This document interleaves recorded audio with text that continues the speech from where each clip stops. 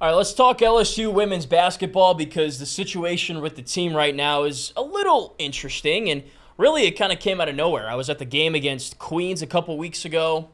It felt like an eternity ago, and the team played well. Angel Reese was on the floor.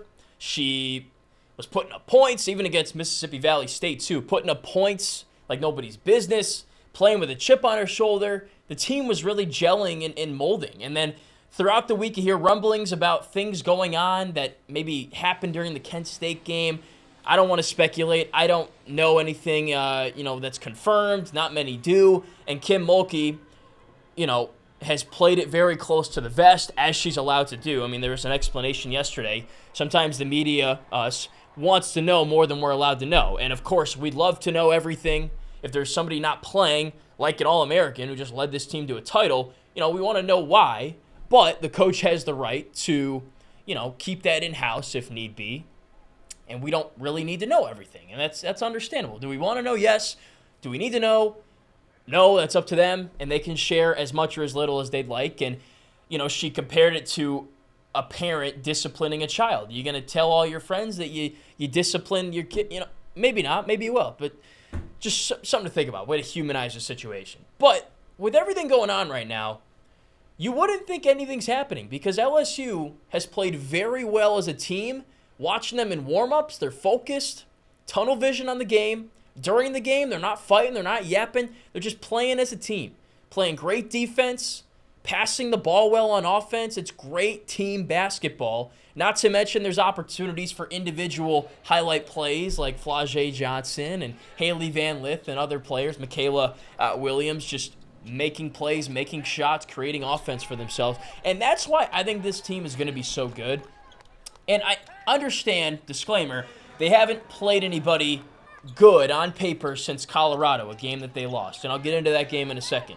But still, you come out, you're putting up huge offensive numbers. You're going to a sellout 7,500 crowd environment in southeastern Louisiana there and putting the game away early, it seemed like. And with a young team, with a lot of transfers, people that haven't played a ton of basketball with each other, that was very impressive. And you know what?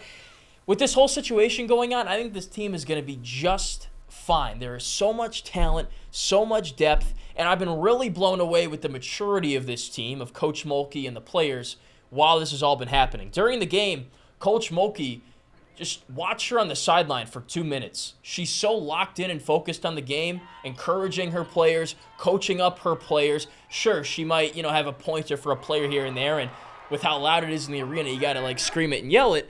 But at the end of the day, it's all tough love, coach to player.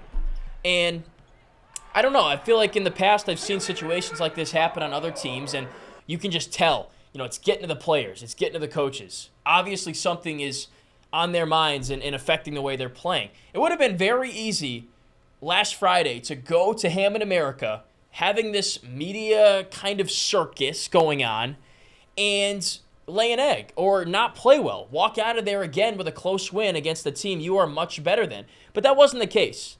They dominated in the second half, walked out of there with a blowout win. People were walking out of the tunnels there in the third quarter for a game that had been sold out for a year.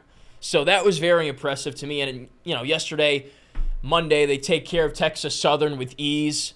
The point is, this is a great basketball team, and it just needs a little bit of time. Basketball is a long season, November to March. That's how long the season spans. LSU will not be the same team it is now as it will be in February and in March. It's the same with football. The Tigers are not, well, the defense was, but the Tigers, at least offensively, are not the same team they were against Florida State that they will be this weekend against Texas A&M. That's just how it works. You get better. In some cases, you get better. In some cases, you might get a little bit worse. That's just how the season goes. There will be injuries. There will be fatigue. There will be lessons learned, people that mature, people that struggle, right?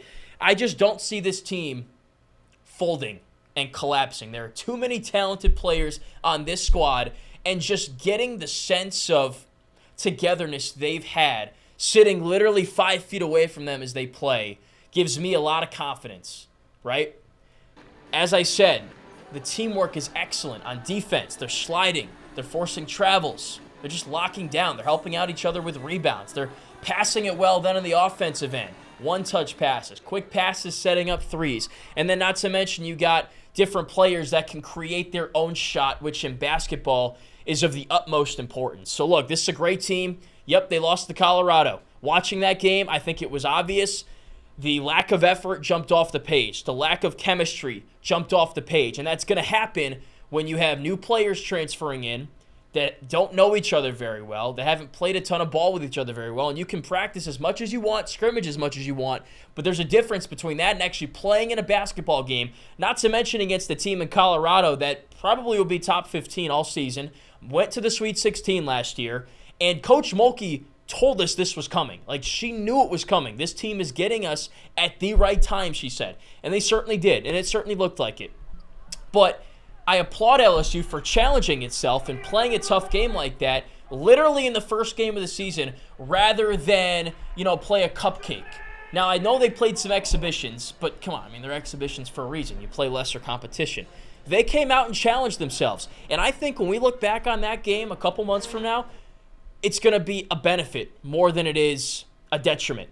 Because LSU had a chance to see what the deficiencies were, see where they're lacking, see that, hey, we got to pick it up. We got to run hard up and down the floor. We can't take any plays off. They took a lot of plays off in that game. But I think it was a great opportunity to unrip that Band-Aid and see what the issues might be this year with this team. There's the obvious narrative, they won the title. Now they're all high and mighty. They think they can win and just walk into an arena and win a game with C effort.